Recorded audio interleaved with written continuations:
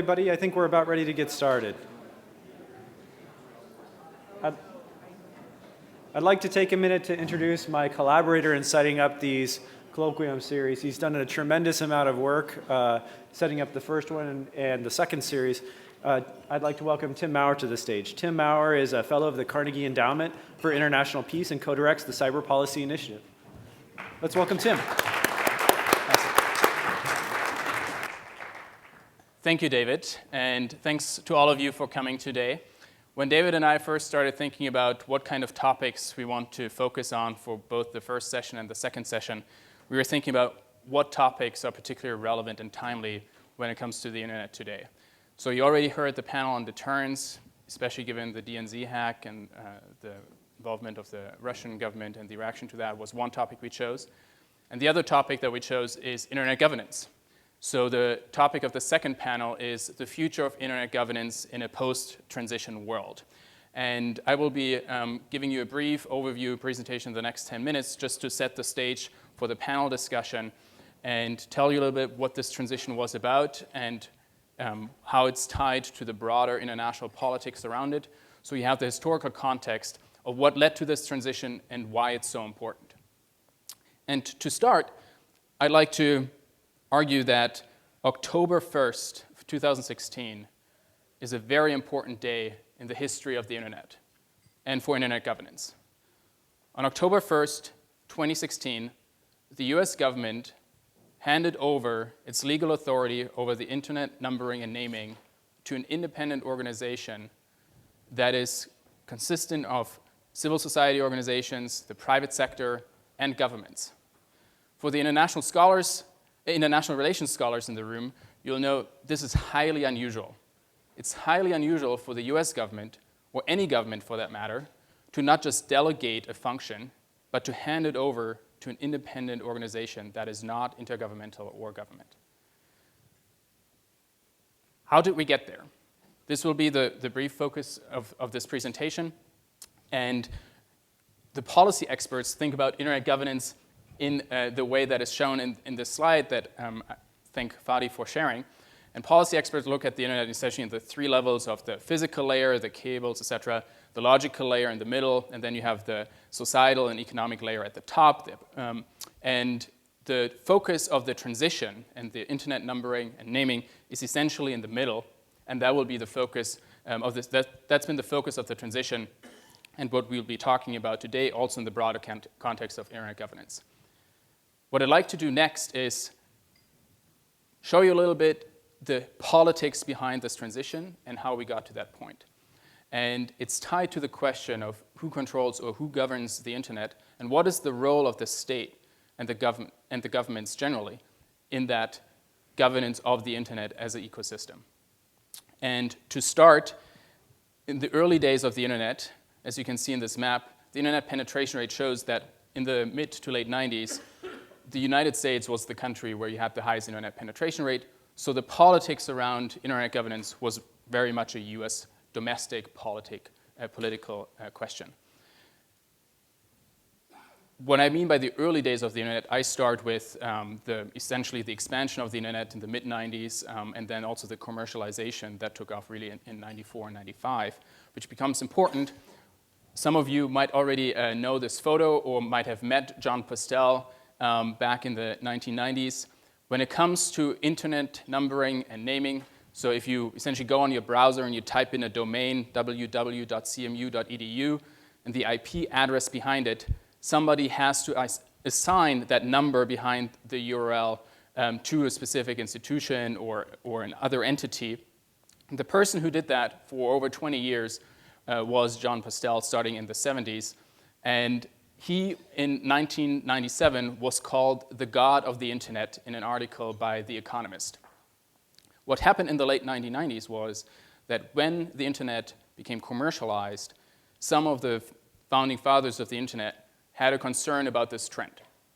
And this larger question of who controls the internet and who governs it and where the power lies became tested in that some of these early founding fathers of the internet tried to formalize the informal role that John Postel held over 2 decades, and that he was essentially the person who kept track of what IP addresses belong to whom, and also the top-level policy decision over the domain names.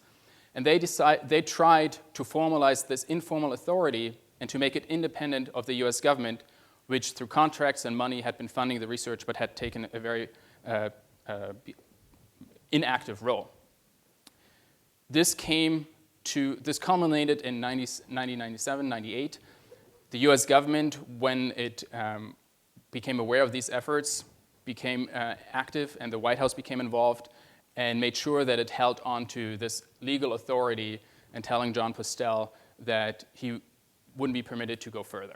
And even though the US government decided to hold on to this legal authority, the actual implementation of the function of it allocating the internet addresses and naming was it took a very hands-off approach, and ICANN, as you know, which was set up in 1998, essentially implemented this on its own, and the US government did not really interfere in this process. Now, in the next coming of years, as you know, the internet expanded around the globe, and the politics around internet governance internationalizes.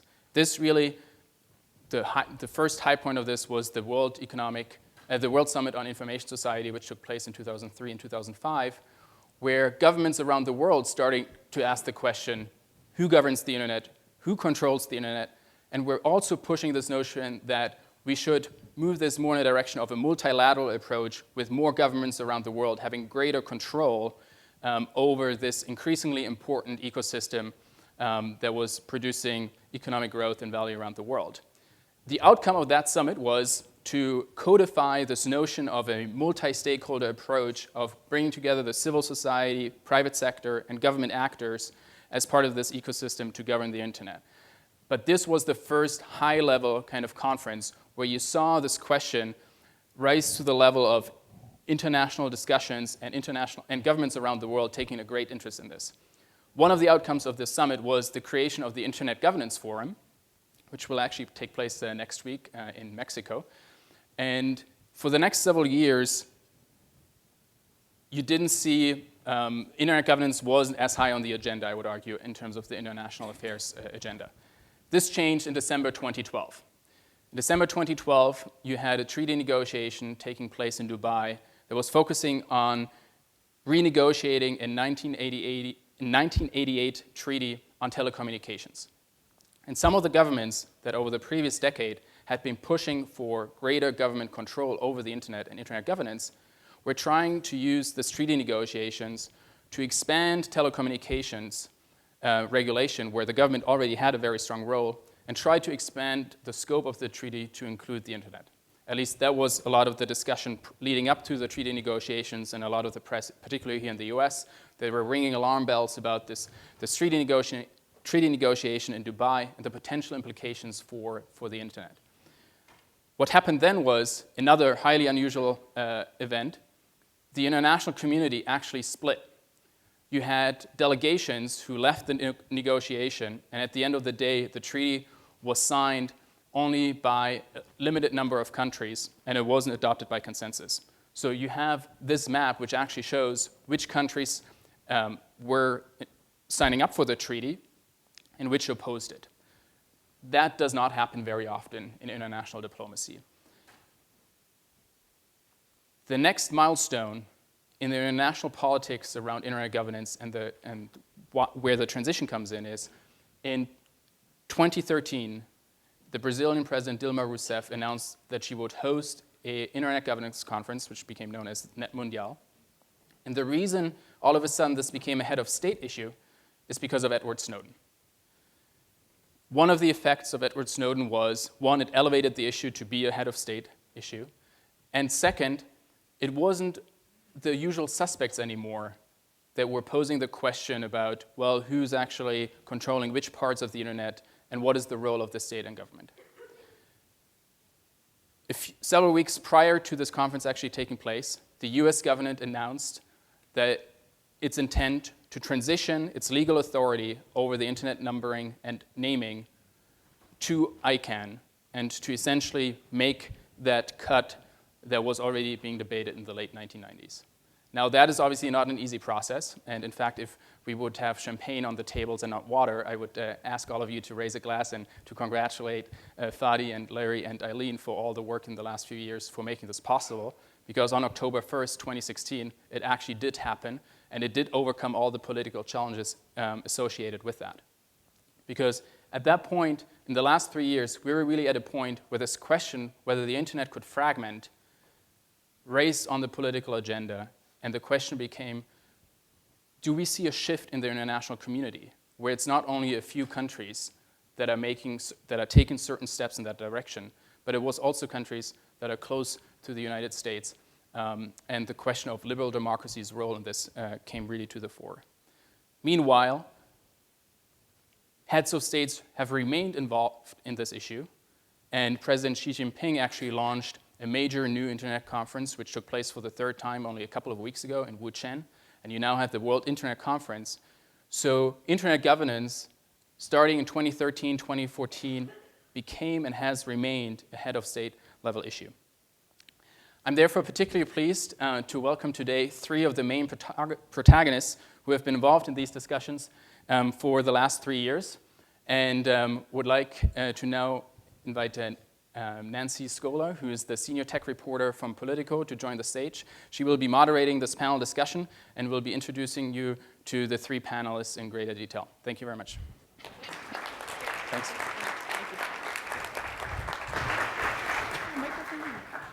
Microphone or I'm up here? You should have the mic. Oh, thank you. Sorry. Thank you for having me. That was nice. Usually folks don't respond. Thank you. So Tim, that was wonderful. That was a great walk through the history of what we're here to talk about. I love seeing that photo of John Postel up on the screen because it reminds us that the internet really is something that people built, people like us built. And we have a terrific panel, as Tim mentioned, to discuss this latest phase in the history of the internet. As Tim was speaking, I was realizing that the people that we have on this panel, indeed, we could reenact the transition right up here. We could hand a piece of paper over between Larry and Fadi to reenact the very important transition that occurred very recently. So I will welcome folks up onto the stage. We have Fadi Chehadé. Fadi, you want to come up? Fadi, until recently, was the CEO of ICANN, which is the nonprofit organization that Tim discussed that helps run the internet day to day. And then we also have Eileen Donahoe. Eileen, I'm going to pull up your exact credentials here. She's currently a distinguished fellow at the Center for International Governance Innovation and a former U.S. ambassador to the UN's Human Rights Council. Thank you very much. And we also have Larry Strickling. And Larry is an Assistant Secretary of Commerce for Communications and Information, and also head of the National Telecommunications and Information Administration, aka NTIA. Thank you all for coming.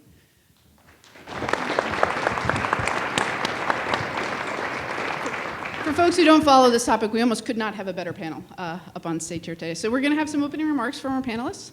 I'm going to take moderator's prerogative, ask a couple questions, and then we really want to make this conversational. So we're going to leave plenty of time for questions from the audience and questions coming in online. So if you can be thinking about the things that you might want to ask or just discuss with our panelists, that would be great. So we're going to get started. Fadi?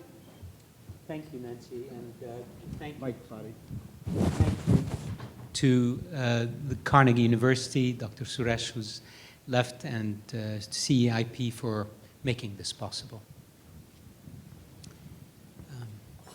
I have been largely quiet since I left ICANN in March, so I accepted to come here thanks to Tim's incredible tenacity. And thank you, Tim, for making this possible. Indeed, the transition was quite a journey, and frankly, a journey that would have been impossible without Larry Strickling. So I want to recognize him and his government for the courage that they displayed and the vision they displayed in actually getting this done. So frankly, thanks to you, Larry, we're here today.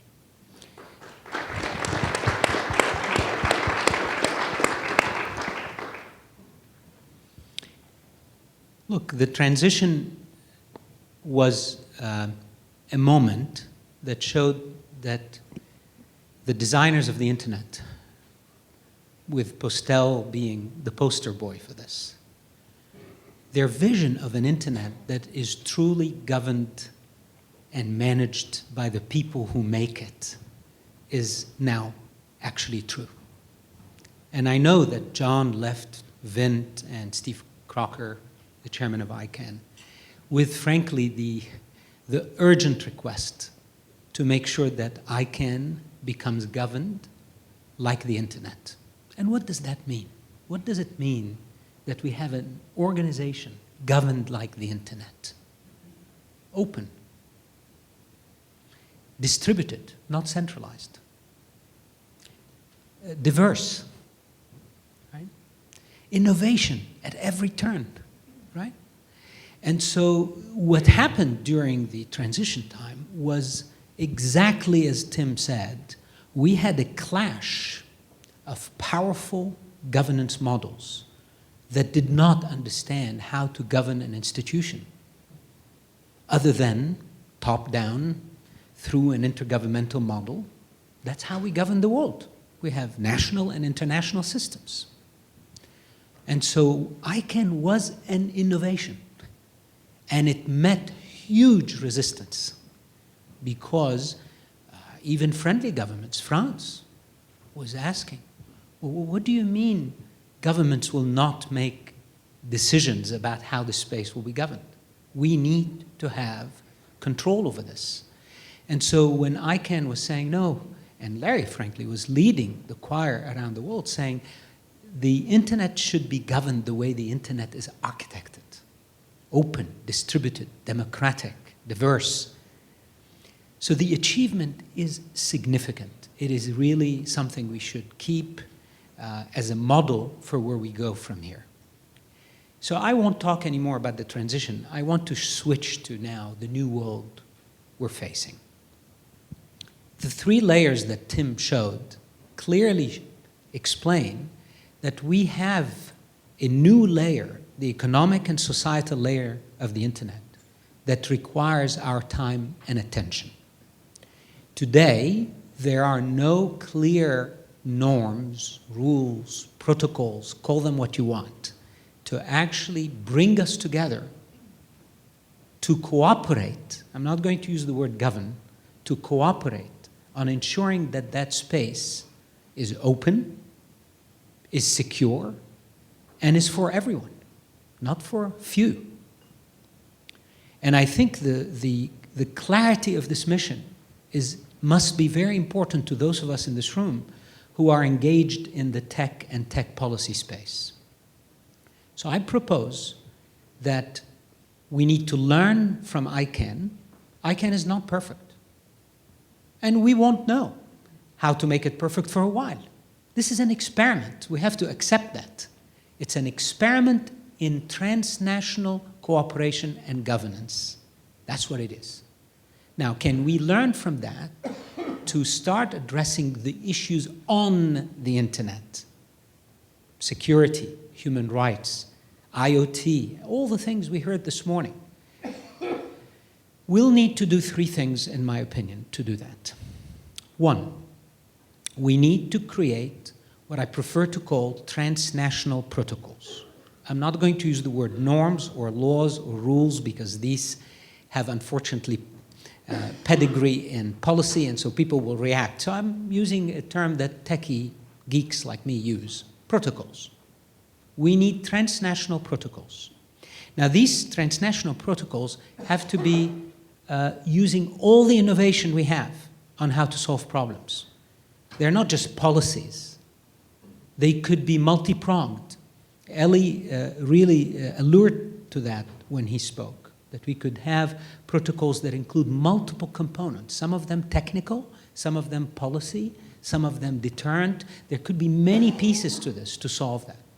So we need these protocols, and we need them urgently. And let me finish that first ask by saying companies and governments need to get off their high positions and start talking.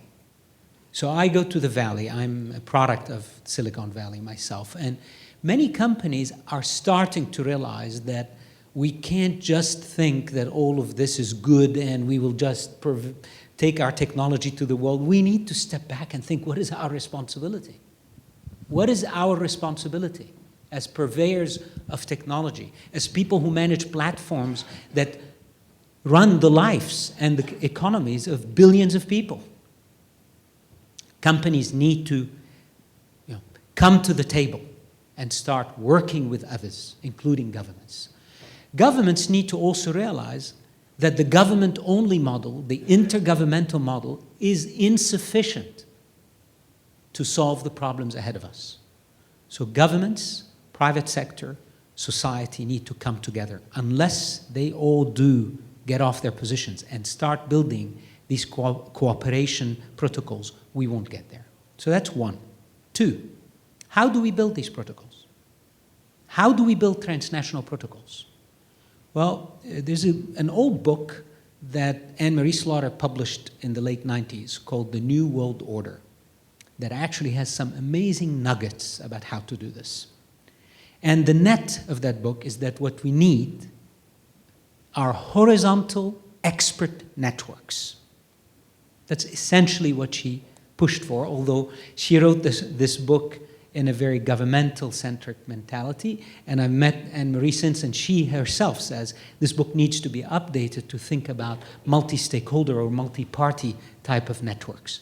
So we need horizontal expert networks that are issue-specific, that take an issue, bring the relevant stakeholders with experts at the table. Now, an example of a transnational expert network that is horizontal, it's ICANN. That's what ICANN is in a way. It is a horizontal network. It's not a top-down network. It's a network that brought the experts to address very specific issue. In their case, names and numbers. We need many such horizontal networks.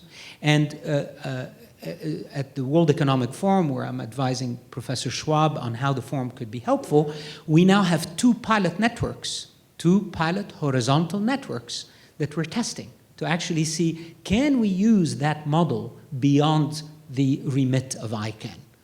One of them is focused on IoT safety, and we, as Ellie said, we're involving insurance companies that helped create the UL lab in the early 20th century to actually think through how they would do that. So the first thing was transnational protocols.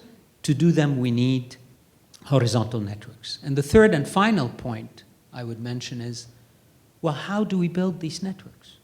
Where do we build them? Where would they live? Well, the immediate reaction of many people is, let's create a new institution and make sure that institution builds all kinds of networks. I think, again, I bring us back to my first point. Let's make sure that whatever we design it like the internet. So we don't need another major institution. What we need is a distributed, polycentric platform that allows for these networks to emerge everywhere, but have common principles so that they can work together and address all the issues. So, transnational protocols to be built, hopefully, with horizontal expert networks on cooperation platforms that are broad, polycentric, and not centralized, where all players can come together. And if we do this, we will bring all of the people Tim went over, whether it's the Brazilians or the Chinese or the West, all of us, we can work together with the civil society, with the academians, with the technologists, with the private sector, and the governments. Thank you. Excellent, thank you. Actually, Fadi, can I just ask you to take 1 minute to put a little meat on the bone in terms of what we're talking about when we talk about internet governance decisions? What specific kinds of decisions are we looking for these new networks to make? So as an example, the IoT safety network has insurance providers, has technologists, it has private sector as well as public sector players. What they're trying to do is to say, what is the minimum set of hygiene standards that need to be built into IoT software so that these devices are not vulnerable?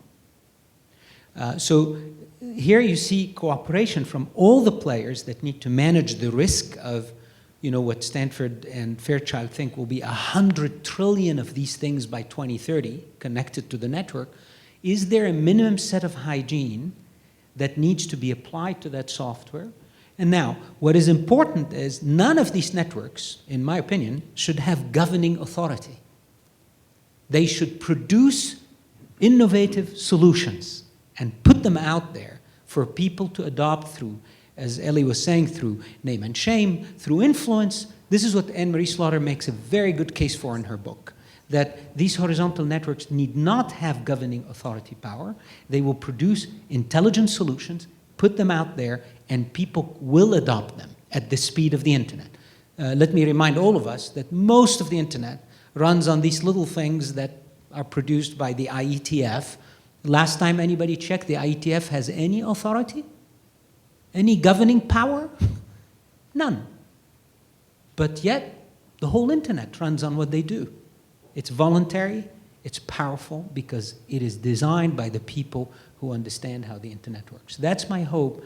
That's an example of what these transnational protocols would be in terms of solutions. And for people who aren't completely familiar with it, IETF would be technical standard setting. Yeah, so the IETF functions, if you remember the graphic Tim showed, they function at the lower levels of the kind of the stack, and they produce technical protocols and standards that enable the internet. So everything can work together. Exactly. Excellent. Thank you. Eileen? Great. Well, first, let me just say it's wonderful to be here and to see Fadi and Larry. We've been in many places around the world. It's great to be in our own country together.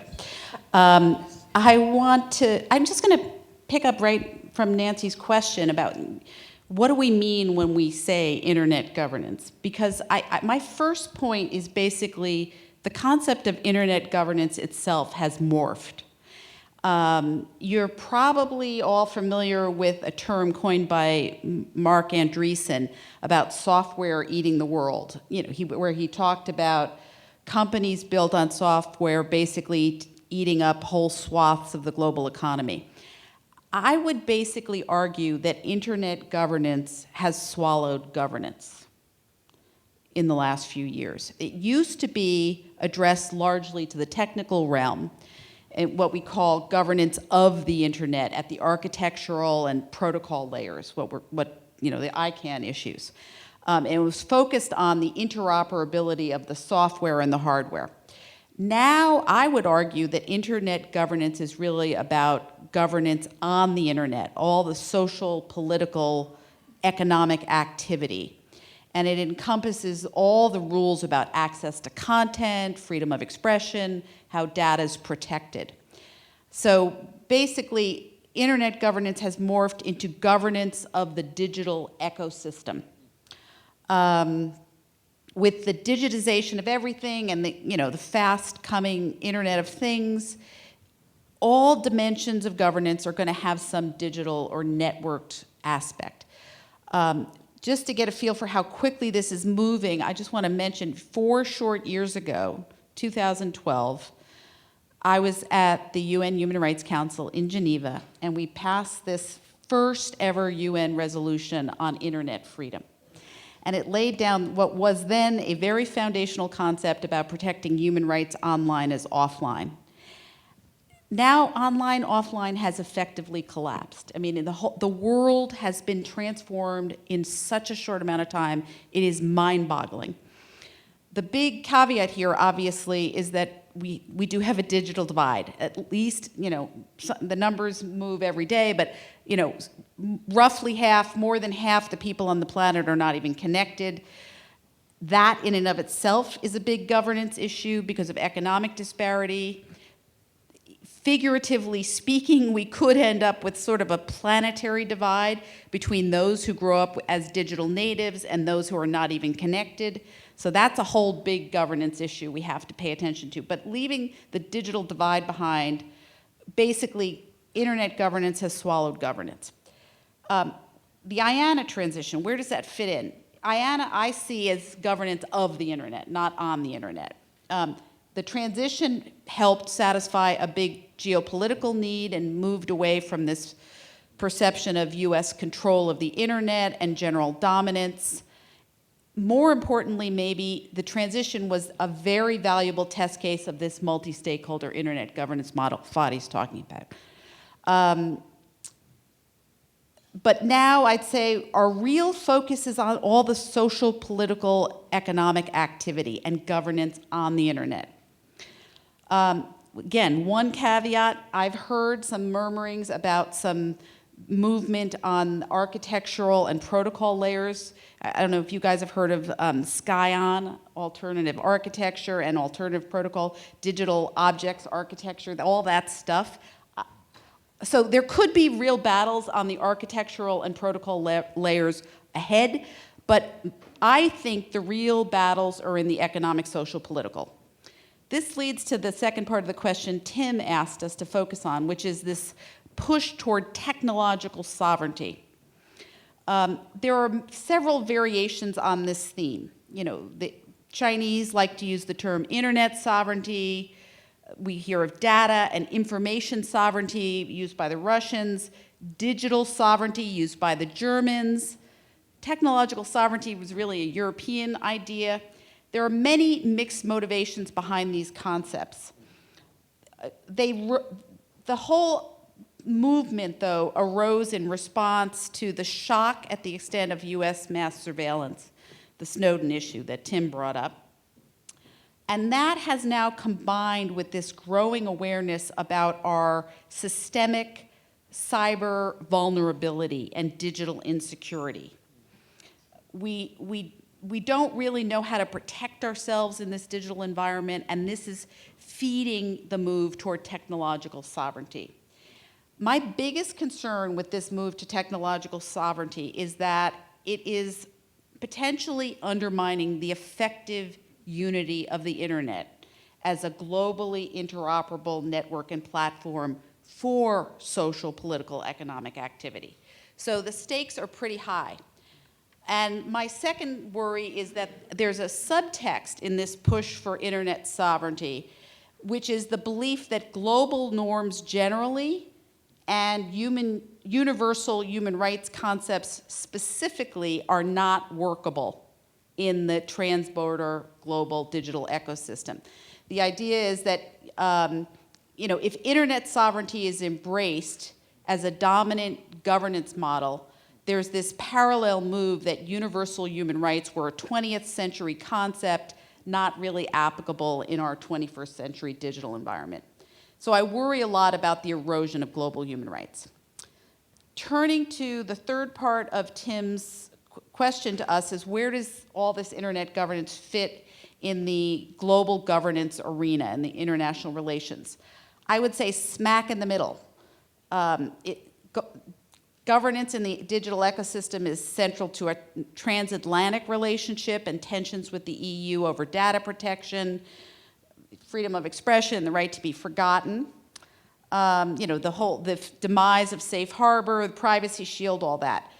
Obviously central also to our China relationship, and whether we can generate shared norms for national and international security in cyberspace. And we've also seen our US-Russia relationship rocked by stunning display of transborder digital weaponization of information. And then also, if you look at the three pillars of the UN, international peace and security, economic development, international human rights, all of these things are completely dependent on digital technology for their fulfillment or the establishment of global norms for their relevance. So I just want to close by pointing to what I see as some basic features of the global digital ecosystem that present conceptual challenges to governance. And we're going to need to confront these features themselves. The first is just the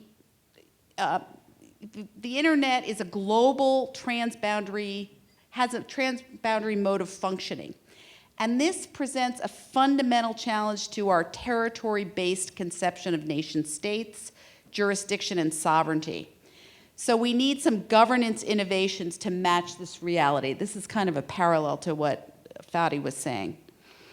We live in this place where transborder effects from digital activity are the norm, not the exception. So we have to meet that reality. The second big conceptual challenge flows from the digitization of everything, which we know presents obvious challenge to the right to privacy. That in turn has consequences for freedom of expression, freedom of assembly and association. Basic idea being that if you have no privacy, it has a chilling effect on what you feel free to say, where you feel free to go, etc. There's also challenges to the notions of identity and ownership of our digital footprints that comes with digitization of everything. And there's even implications for democracy itself and this idea that it's potentially being inverted by governments and private sector monitoring and tracking everything we do. It inverts the sense that people are sovereign and they watch government. But the most fundamental challenge to governance really comes from this new level of society-wide insecurity and vulnerability. There's this sense that governments, hackers, and terrorists anywhere can reach across borders and negatively affect the citizens, infrastructure, or institutions anywhere else. So we have to deal with that trans-border threat. In this regard, I think we need a whole paradigm shift on how we think about digital security. There's been this talk of needing a moonshot. The moonshot isn't so much at a technical level, it's more at an implementation level and a mindset level. We need to transform attitudes in government and in society. Digital security should be a priority for citizens, consumers, civilians, data, infrastructure. Government itself has to implement basic digital hygiene and implement security protocols in their own systems across the government. We haven't seen that. And we need a shift from a binary framing that sees sees security as antithetical to liberty and freedom. Digital security is really a fundamental human rights priority. I mean, human rights activists themselves are the ones who depend on digital security for life and death issues. And so this false framing of security, digital security, has to be rethought and transformed in our society. And the last real governance challenge I want to mention is, again, something Fadi brought up, which is privatization of governance that's happening under our feet because the private sector is really controlling these global digital platforms, effectively governing many dimensions of society like free expression and freedom of assembly and association. They affect news, education, politics, just through terms of service and community guidelines. And as was mentioned earlier, they also own, operate, and secure all of most of our critical civilian internet infrastructure.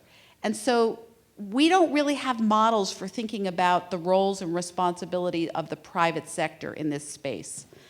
And so I think that's where the IANA transition comes in, because it provided this model of multi-stakeholder governance where governments, private sector, citizens all have to come together in kind of a triangular relationship and generate new innovations in governance and security for society writ large.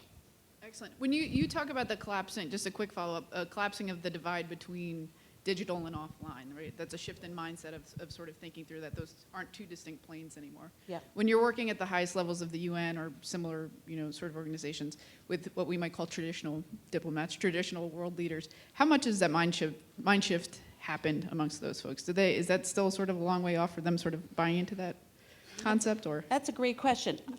I would say, in general, governments and diplomats tend to be way behind. So even in, just quickly. Present company excluded. No, but they're really, it's generational. I mean, there's real big gaps. In 2012, when we did that resolution on it was so simple and was almost a naive idea at this point. We brought a whole cohort of ambassadors to Silicon Valley just to socialize them in the internet itself. I mean, most of the ambassadors didn't use email. This is 2012. So, and I think even the US government,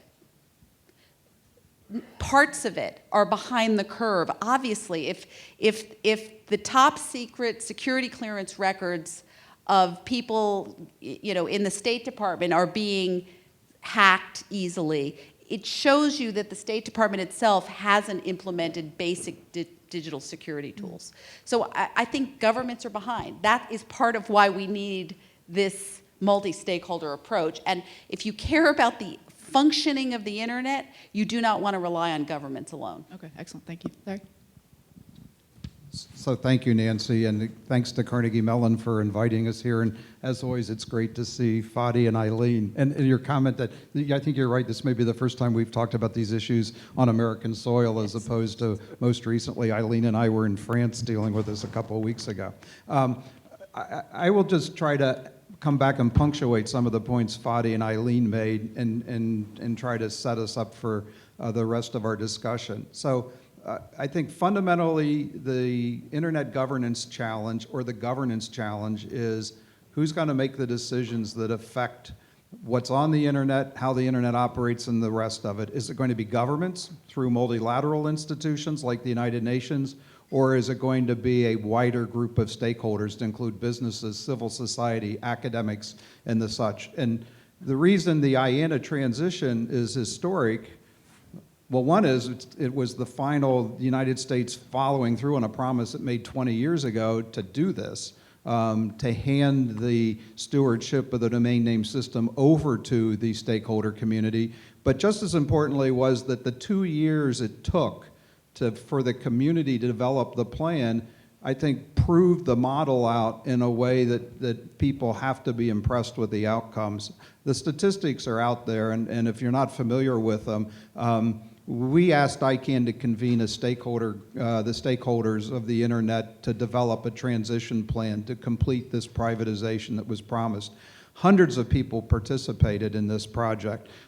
They spent 2 years to develop a plan. Critical to all this was it was a consensus plan at the end. It was agreed to by all of the different elements of this. And you can't get away from the fact that what sets multi-stakeholder apart from a typical multilateral situation is there really isn't any voting. People arrive at consensus. Now, to do this, they spent 26,000 working hours on the proposal. They exchanged over 33,000 emails. They held 600 meetings and conference calls. And as always, the lawyers got paid several $1 million to help support the effort. But at the end of the day, you had an amazing demonstration of how the model works and the results it can create. And so we're really now at the zenith, I think, of having proven out this model. And now the question that we face is, okay, so having proven it out in the technical realm, the issue of how the internet operates, how the domain name system operates, the question now is how do we look to extend it to these other issues, what Eileen referred to as governance on the internet. And so I think what we face is the fact that with the internet, these policy challenges can rarely be solved by passing top-down laws. You benefit by getting the viewpoints of all of the stakeholders. You get more creative ideas by engaging more people in the process. But if we're going to use this process going forward, I think there are a number of issues we have to confront. We know that the most effective multi-stakeholder processes are the ones that include and integrate the viewpoints of a diverse range of stakeholders. We know that they are effective when they produce these consensus-based outcomes that reflect compromise and are supported by the greatest number of stakeholders. We know that they're most effective when they are built through bottoms-up contributions rather than anybody dictating a top-down outcome. And most importantly, they're effective when they can earn legitimacy by practicing openness and transparency and developing an environment of trust. And this legitimacy issue is fundamental as we look to how to extend this model going forward, because you have to ask, where does legitimacy come from? So In the case of the IANA transition, the legitimacy came from the fact that you already had an existing organization, ICANN, that could be the organizing entity to bring these stakeholders together and provide a place for these discussions, and it helped that ICANN has always practiced this model of multi-stakeholder engagement, and it helped that you had the United States government asking for this to be developed. We at NTIA have been running multi-stakeholder processes on a number of domestic issues, both in privacy, cybersecurity, intellectual property. And again, we provide a certain amount of legitimacy because we're the ones that are convening the group. And people say, okay, well, if the United States government is calling it together, this is worth participating in. It's got legitimacy.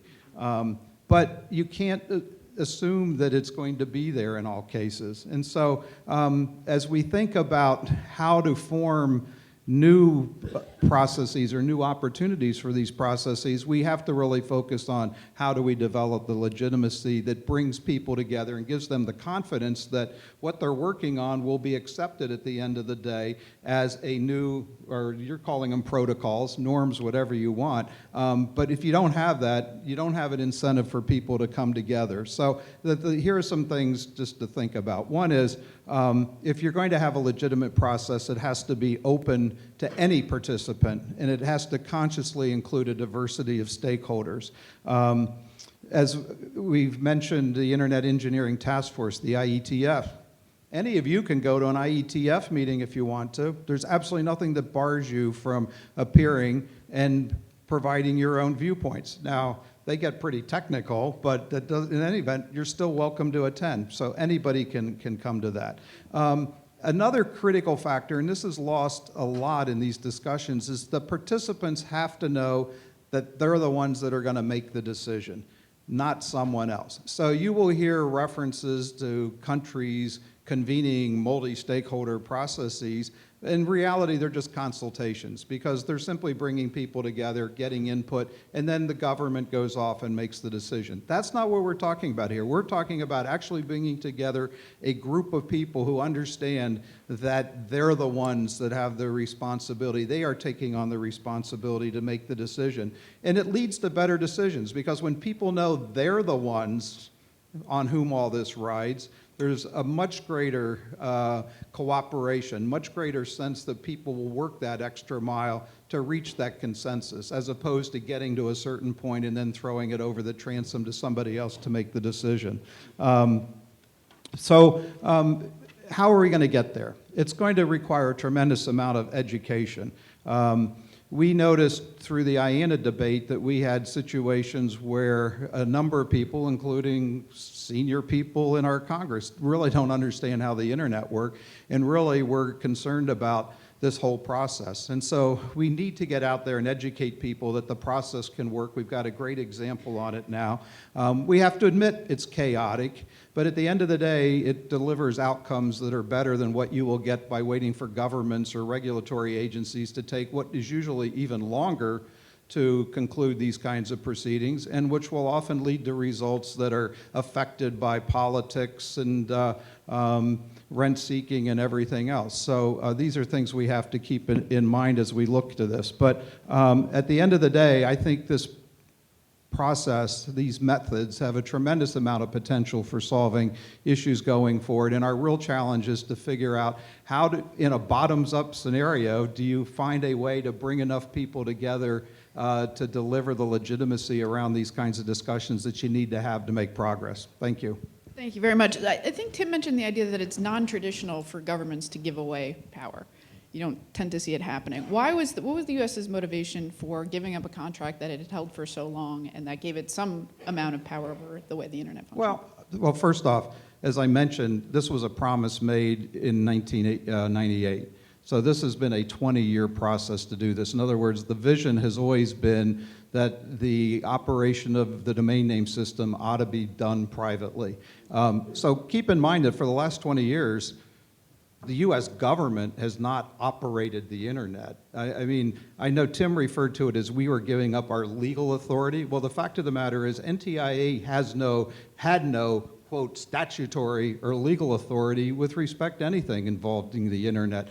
What we had was an executive order in 1998 that directed us to find a way to complete the privatization of the internet. And at the end of the day, all we did was let a contract expire that for the last 20 years had designated ICANN as the entity within which to perform these functions to keep the domain name system operating. We didn't manage ICANN. We had no day-to-day role with them. I had one staffer who spent a very small percentage of her time actually in the middle between updates to the root zone file, receiving them from ICANN, validating them, and sending them on to VeriSign, who actually updates the root zone file. That was it. That was our actual involvement in all of this. And so the reality is that for the last 20 years, ICANN has been actually running the domain name system, and all of the policy making for that domain name system has been provided by stakeholders. What we did was we put all that on steroids by bringing the community together to complete the transition of this with the plan that they took 2 years to develop.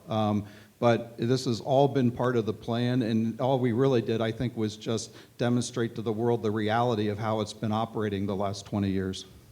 Okay, excellent. I'm going to ask one more question and then open it up for audience questions. So if you can think a little bit about what you might want to ask or talk about. The way you describe the transition, Larry, as sort of a logical step and a sort of minimal, giving away of a minimal authority that existed, it still created a great deal of excitement here in the United States. I think. Is that what you called it? I think you visited Congress on occasion to discuss it, and it got to, I don't know if people followed it. I have but it so was many pen pals in Congress right now. There was a heated debate. One of the critiques that came up from some members of Congress in particular was that by the U.S. stepping back, it created an opportunity for other governments to step in. And one of the, I think Russia and China tend to be the governments that folks point to. I would imagine you would say that's overheated rhetoric. But it's flat wrong. It's not just overheated. Hopefully we can get to that in the audience question portion. But when you just taking a step back from that, the concern there is that there are governments in the world, from a U.S. perspective, from an American perspective, there are governments in the world that have a different vision of the relationship that they should have with their citizenry, of the role of free speech or the desire to protect free speech. This, I'm being overly dramatic to make a point, but is it possible for us to share, for us as Americans to share an internet with people that fundamentally differ in the way they think about some of the basic premises underlying the internet? I think we can, but more importantly, again, as I said at the outset, the debate is, are governments going to make the decision or are stakeholders going to make the decision? Tim talked about the WICET, the World Conference on International Telecommunications in 2012. For the first time there, you had a majority of governments indicating that they thought there ought to be a larger governmental role to the exclusion of stakeholders. Those were the people we were focused on the last 2 years with the IANA transition. We weren't focused on changing the mind of Russia, changing the mind of China, although even with them and similar countries, there has been, I think, a change of their views, and Fadi's been very active in China, which Senator Cruz pointed out to everybody at his hearing. But at the end of the day, what really matters are all these countries in the developing world that need to understand that a governance structure that engages their businesses, engages their civil society communities, and also gives them now an incentive to build those aspects of their own societies will actually lead to better results. And the fact of the matter is that in March in Morocco, at Fadi's last meeting, 30 governments who had sided with the idea of more government control in Dubai in 2012 came over and supported the IANA transition plan. So that shows the kind of progress we're making in the developing world and getting them to understand that you get better decision making and better outcomes if you can engage all of your citizens. Now, there will always be countries who will be threatened by that, and nobody should assume that it's all going to become, we'll all be thinking the same way about this. But the more governments and the more stakeholders, and as these stakeholder groups continue to develop, that's going to put pressure on the governments that want to close their borders and close their internet, because at the end of the day, they're going to end up being left behind in the world economy unless they are able to recognize these forces that I think will end up changing things over time. So yes, not only can we coexist with these other governments, we have to, and I think there are these economic forces that are going to be putting pressure on those governments to change over time. So I just want to also add to that the shared interest is in the functionality of the internet for the economic upside, for development, or just to capitalize on the economic benefits. And that's where we certainly share an interest with China and all the developing world. I would add, though, that openness and interoperability have not only this functional economic side, but have some normative implications that I see as positive, and in many ways, the concept of openness and interoperability goes with the concept of universality of norms on some level, and to me, it sort of works with a human rights framework of bias toward openness. And so I don't think that every country will embrace those things explicitly or implement them the way we would like them implemented, but I do think there is this intertwined relationship at the functional level with the values, and I think that's a good thing. Which is why it might bring offense, though, to some. Yes, but I doubt that they would be willing, to shut yourself off from the economic upside because you don't like the values. I mean, that's a tough trade-off. Larry very carefully said that the role of the US government in what ICANN was doing was indeed, frankly, operationally minimal. But what Larry did on March 14th, 2014, when he announced that the US government would let go, was not, obviously, it was about letting go of the minor operational role. But what he did on that day was to actually start what I would call a glimpse of what 21st century governance will look like. This is very important that we appreciate that transition, from the moment he made that announcement, March 14th, we all packed our bags and headed to Sao Paulo for Net Mundial after this. If you look at the change that happened in world governments on their understanding, the question you asked earlier to Eileen, do they get it? Do world governments get that this is the way forward? I think that announcement started an avalanche of change. And the evidence is out there. Rousseff, in April, for the first time saying multi-stakeholder.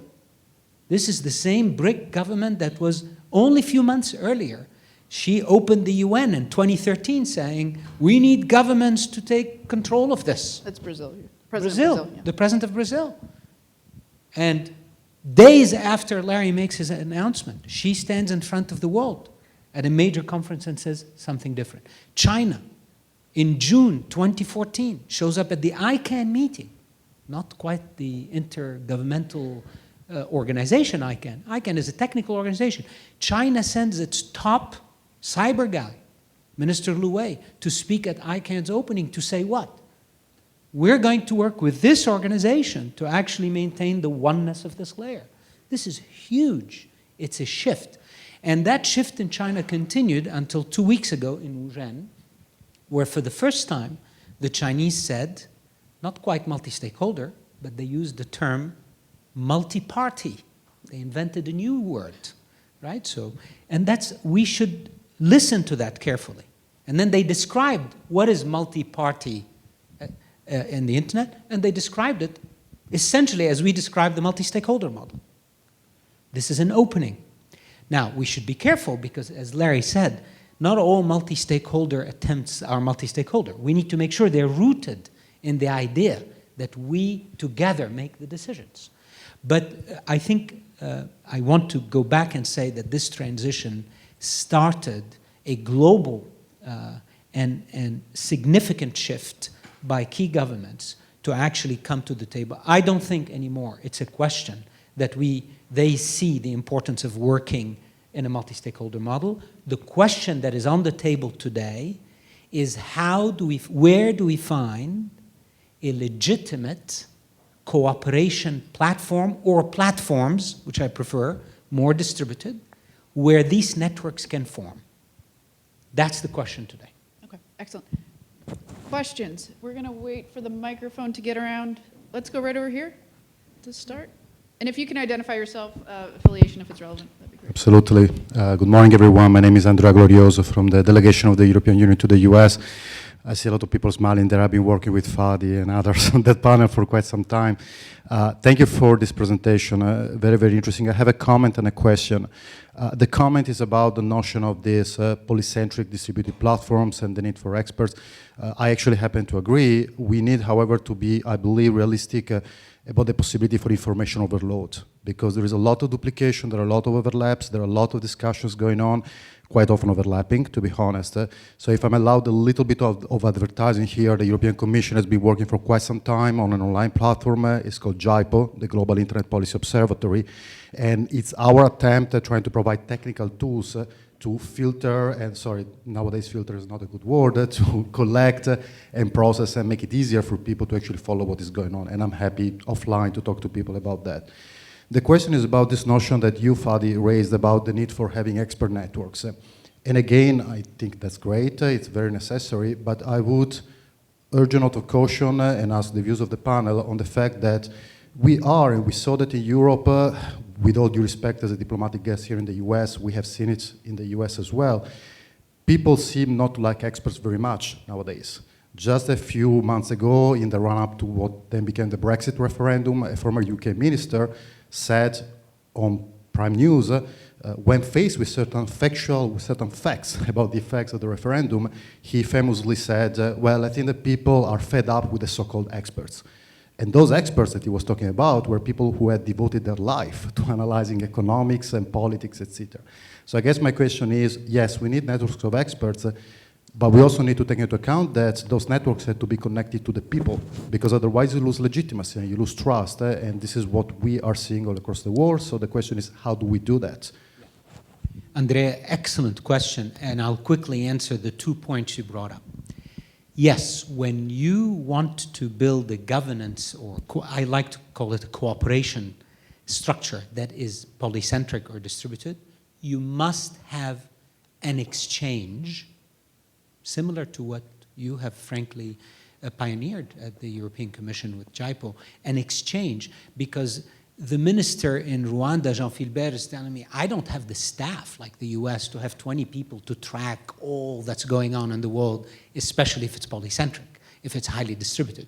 So we need exchanges that start telling people, you're trying to come up with a policy on XYZ, look, here's what Sweden has done, here's a link to the people who have done it, etc. So we need an exchange. And I second Andrea's call to look at JIPO as potentially helping us with that.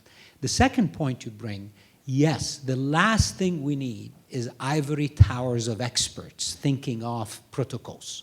So the trick and the way we're doing it at the World Economic Forum, which is an innovation for them as well, because the forum itself needed to understand how to be open, we're creating a two-layered model where the experts are in the middle, and around that, there is a community for each network. So we call them the network experts and the network community. And then the community is constantly participating, but then you recognize the experts. And ICANN and the IETF, by the way, have that model.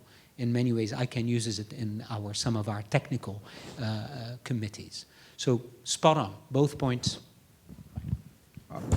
So I'll get provocative. I reject the notion of network of experts. I think these things work because they are viewed as open and inclusive and available to anybody who wants to participate. And I think you've got to maintain that as a core aspect of any of these processes you're trying to create. If you have true experts, they will emerge through the discussion as thought leaders in a group. And that's perfectly fine, perfectly appropriate. But the idea that you assign roles to people at the outset and say, well, you can play that role, but you can't come over here and play in this part of it. I think that's destructive of the process, and I would reject that. So. I just want to add, though, we have to acknowledge that this conversation is very complex. And, Larry, you said it open to anyone. Anybody can go to the IETF meeting. There's a barrier to entry in the conversation, though. I mean, and some of that complexity is technical expertise, even socioeconomic, political, conceptual challenges are very difficult. And those of us following this conversation know it takes massive bandwidth to stay with this conversation that morphs every day.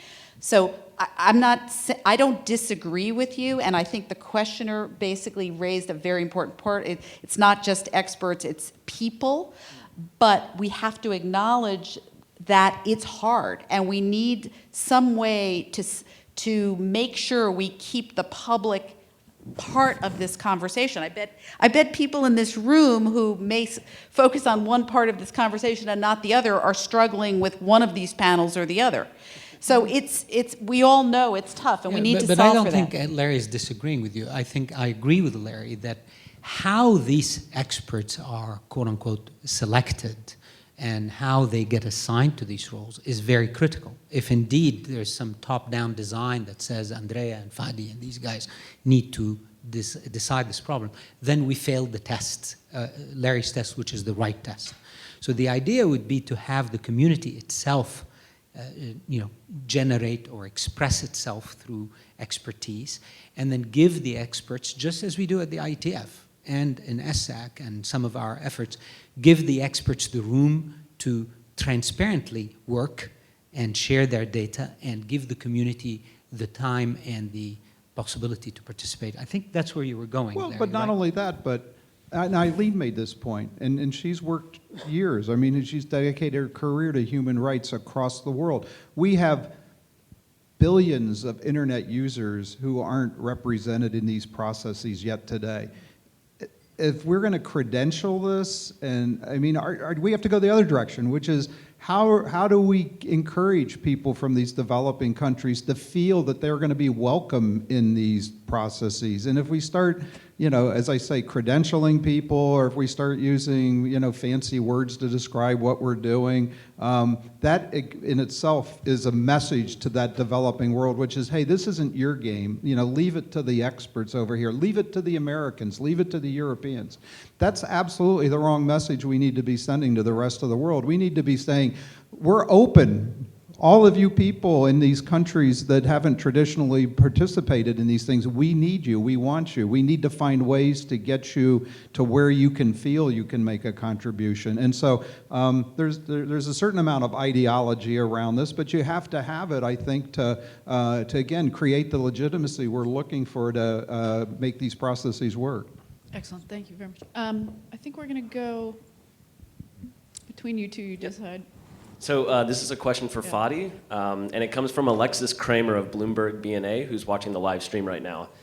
She asks, what marks must ICANN meet in 2017 to assuage concerns over its accountability, absent U.S. oversight, to the multi-stakeholder community? And just to frame that a little bit, there have been concerns about ICANN not being overly accountable to sort of just accountable.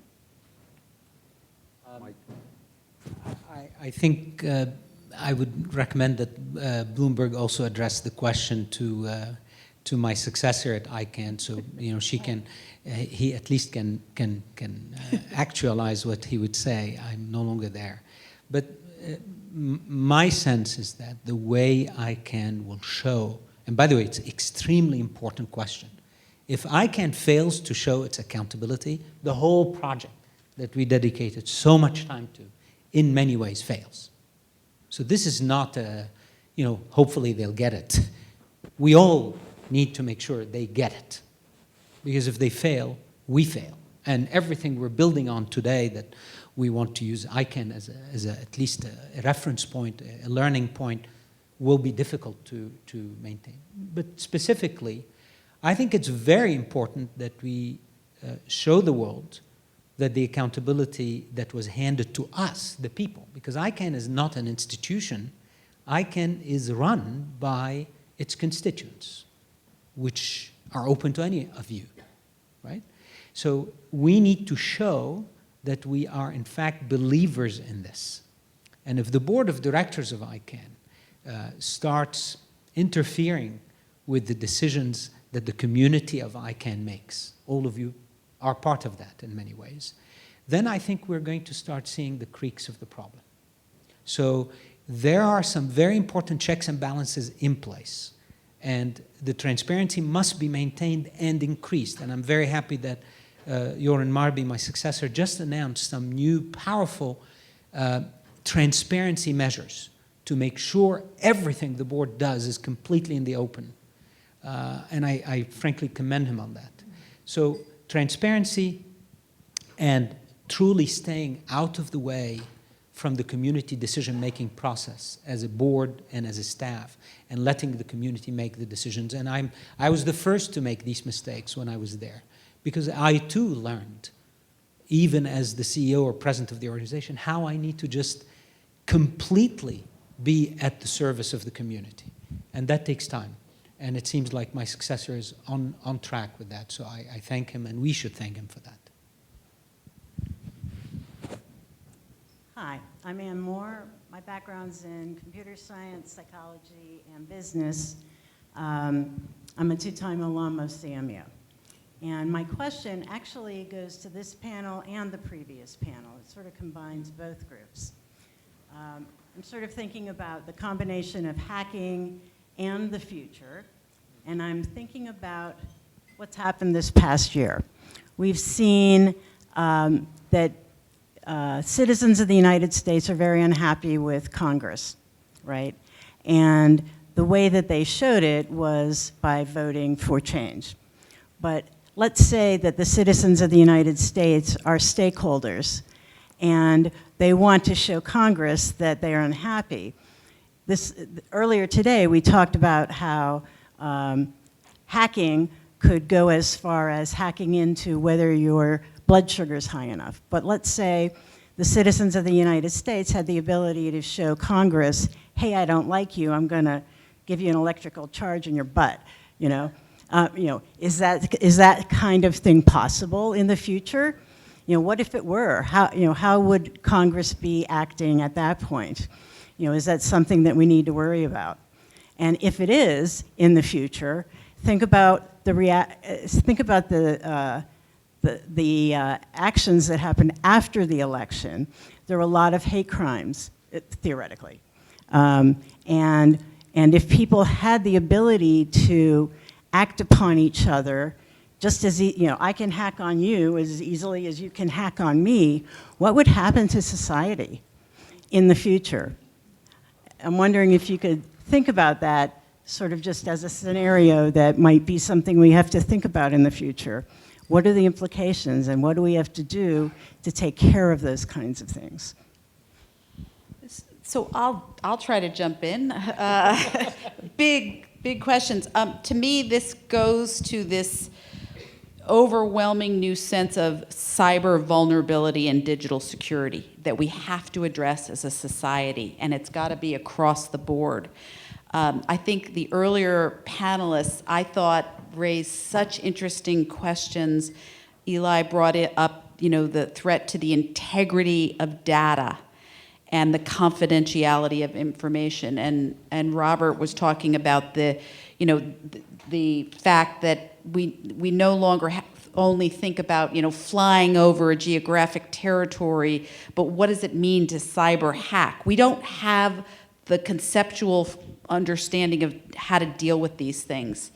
The other thing I'm just going to say that I was chatting with after the last panel is just a short time ago, our biggest fear was a little, you're talking about, hitting Congress people in their physical selves. Our fear just recently was the threat of cyber to kinetic attack on critical infrastructure. That was terrifying enough.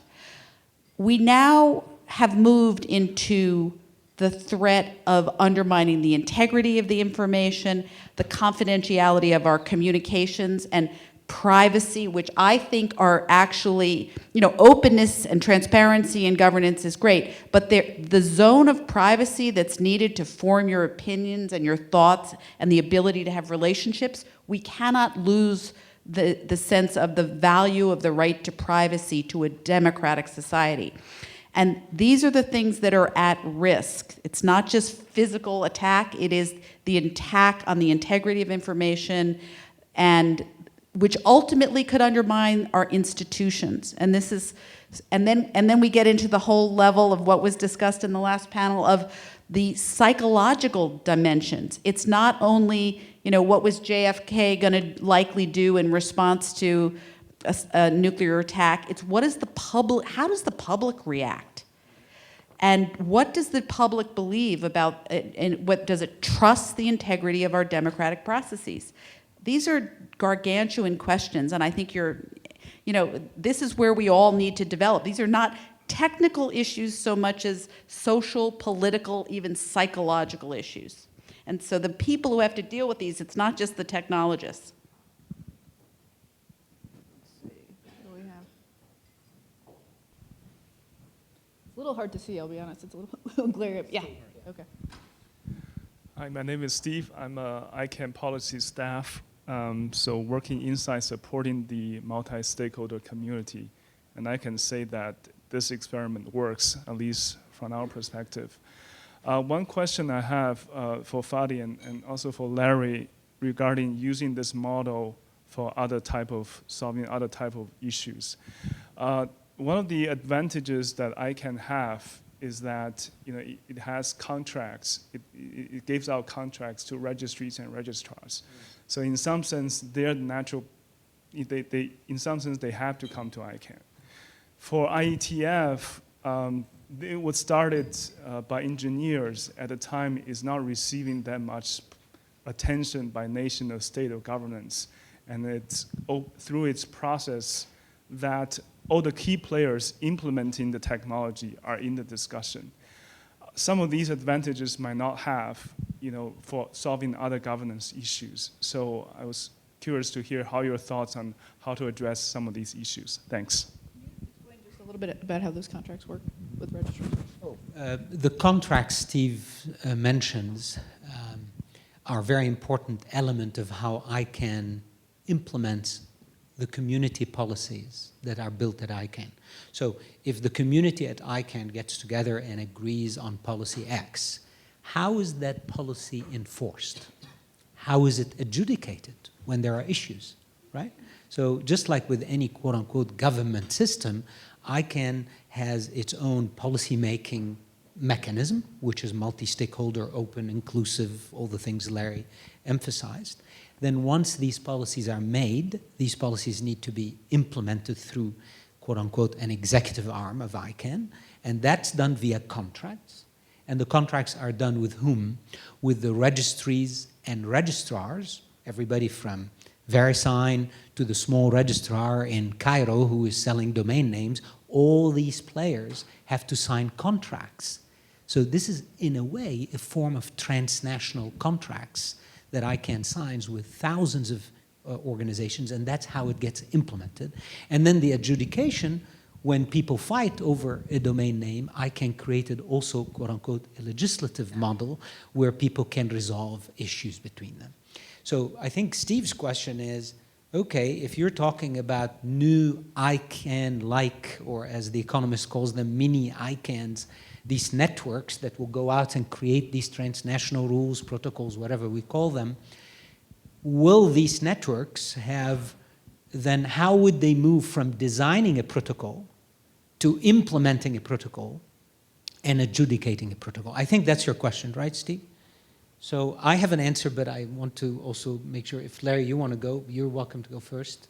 Okay. So this is a very important question, and in fact, the reason I don't like to say we're creating mini ICANNs, which The Economist chose to print after I met them, because I do think that the model of ICANN, which is to embed the policy making, the policy implementation, and the policy adjudication, is not going to work for the economic and societal layer. It's not going to work. So in a way, we need to decouple these three. And the reason we need to do that is, unlike names and numbers, which is still of the internet, it's not getting into public policy spaces. So as we get into public policy spaces, may I remind us, we still have this thing called nations and states and laws and governance and jurisdictions and international treaties. That is not going away. It is there. Now, we could fight it and say the internet is above all of that. Let's go create a new world order. Or we could be smart and say, maybe we need to decouple the policy design from the policy implementation. And I believe many of these things will be implemented, hopefully voluntarily, or through shame and influence processes. But if they need to become part of a legal framework, then this is a role potentially that could be played by regulators and governments if needed. Right? That's my view, but I think this is, frankly, innovation in progress. We're all trying to figure this out, but what I do know is my testing of this in the last few months with different players, and I just came back from India and China where we met with decision makers there. I don't think we can reconstitute the ICANN combined model of design, implementation, education. What do you think, Larry? Well, this is very, very hard. And it goes back to the fundamental question of legitimacy. The three of us all were part of a follow-on from the Net Mundial meeting in Brazil called the Net Mundial Initiative, which attempted to try to create a platform that people might use to come together and engage in some of these discussions. And, we didn't see the results we wanted. It was very hard to get the business community in the United States to participate. Other entities, were skeptical of this. And part of it was, I think, their kind of allergic reaction to the idea that somebody was like trying to force something on them, which just, we know that doesn't work well. So you have this fundamental challenge. How do you get enough critical mass of people who recognize there's a problem that needs to be solved and are willing to come together to try to solve it and get it to be a large enough mass that it brings with it the legitimacy that, that you need to have? Eileen and I were in Paris 2 weeks ago at a conference of what's called the Internet and Jurisdiction Project. There's some really interesting work there. And at that particular meeting, there were over 200 people there, and they focused on just a handful of issues, 3 different issues. One of them, though, which I'll spend a minute talking about, is this whole question of taking content down off of the internet when it either violates the laws of a country or for whatever other reason there's some claim that that content shouldn't stay up.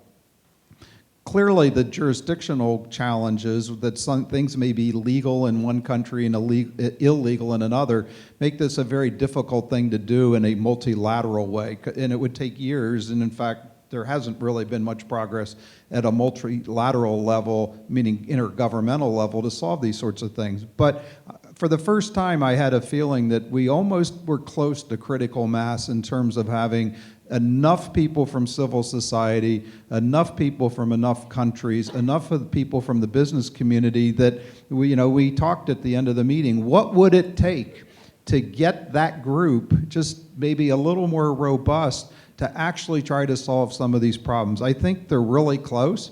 And it's something that I only have 49 days left at NTIA, but it's something I'm very interested in seeing pursued going forward, because maybe we can get enough people to come together and say, you know what, we don't have to solve every issue, but if we could create a mechanism, if we could create a process that didn't need to have country borders control it, by which the business community and civil society and others could come up with a mechanism by which these challenges to content on the internet could be resolved in a consensus-based way, maybe we could take 75% of these issues away. you're never going to totally evict the governments from this discussion, but I get for the first time the feeling that we could be close on some of these issues to actually get that. And every time you get a success like that, it's now an example for the next group that comes along. And so this will come slowly. It'll have to grow organically. There's no cookbook for doing this. It is going to come down to the will of people in the community to say, this is important, and I'm willing to put the time and effort in to actually try to solve a problem. And so we may be dreaming in terms of whether this will pay off or not, but it's the best option we've got, because the alternative of waiting for governments to solve this, we know is going to be a failure. It's going to take too long, and it's going to lead to outcomes that we don't like.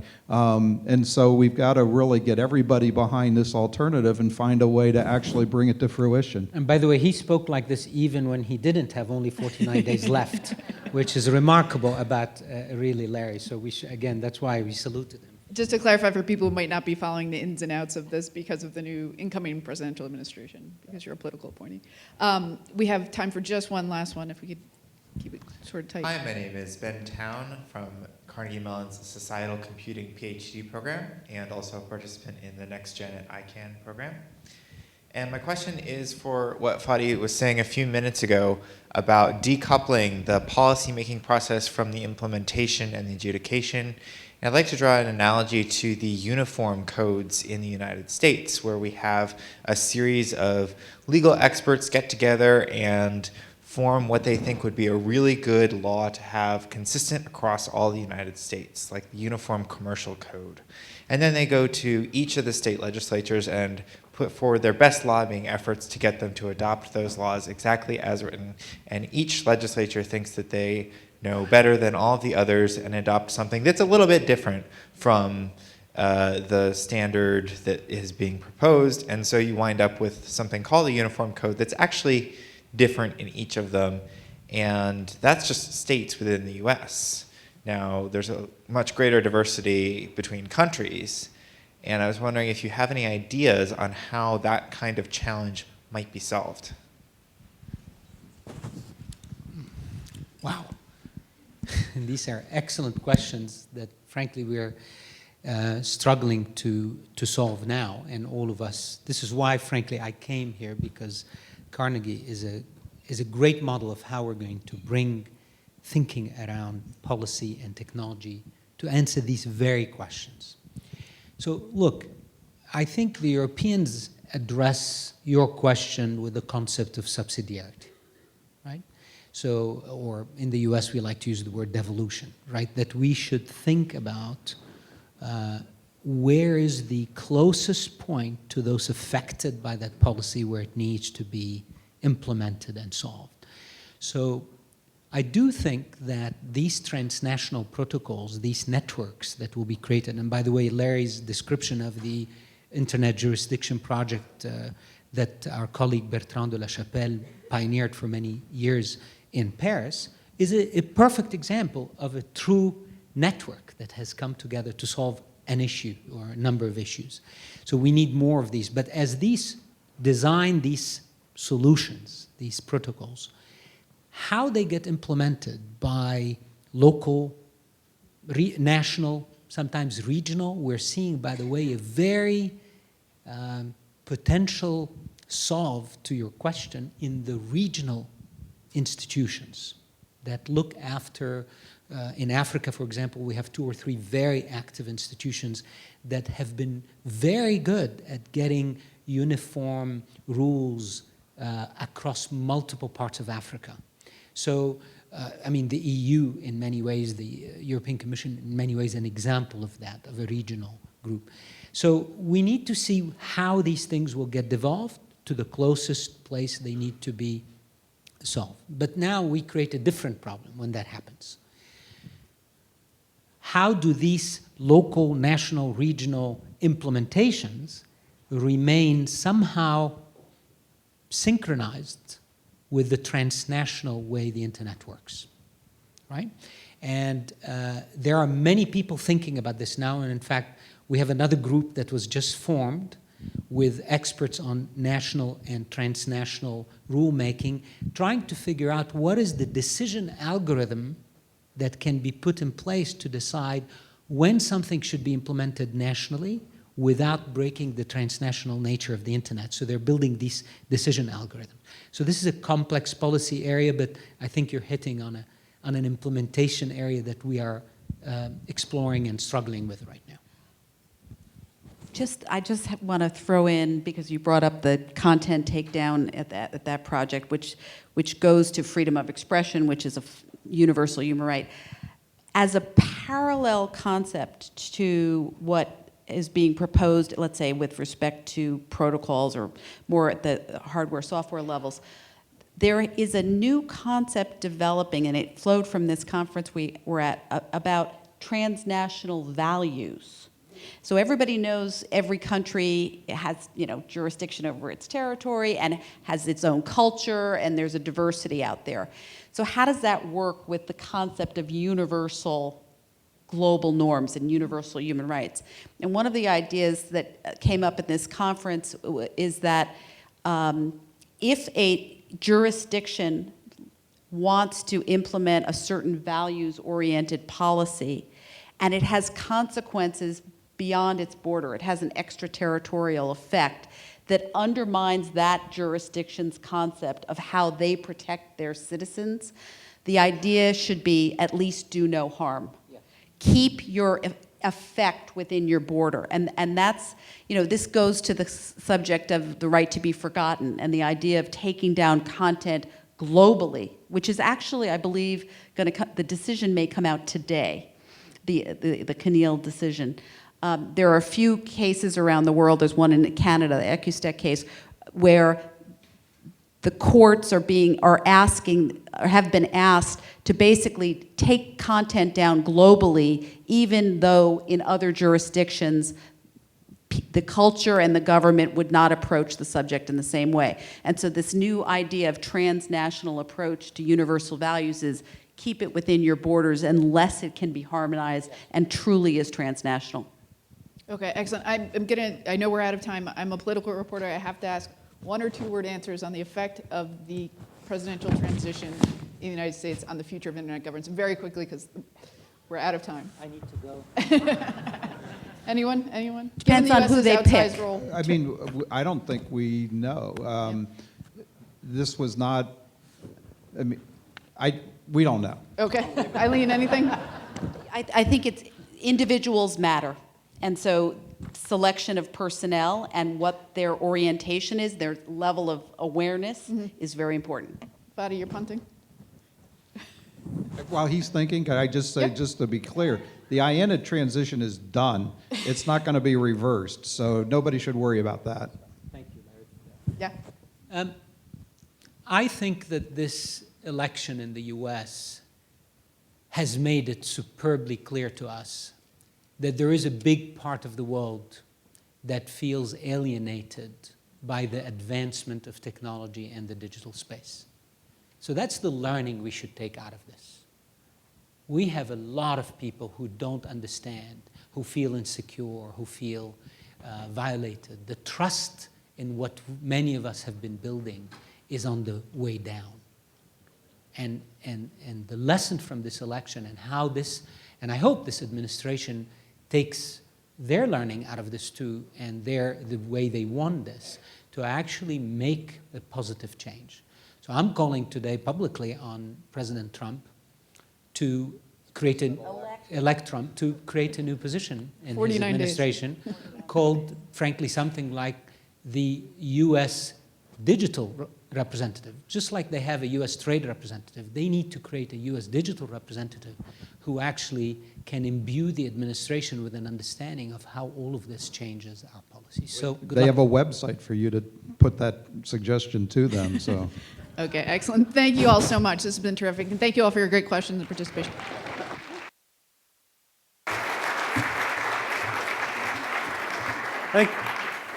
Thank you so much again to the panelists and to the moderator. We're now going to have lunch. Lunch will be served here. It's going to go from 12:30 until 1:15. And at 1:15, we're going to have the last element of our colloquium today, which is going to be our keynote from Malcolm Johnson, who's going to talk about ITU. So please enjoy your lunch, and we'll convene again at 1:15. Thank you so Well much. done. Great time. Thank you so much. You guys have Can we take another a question? quick photo? Sure. Yeah.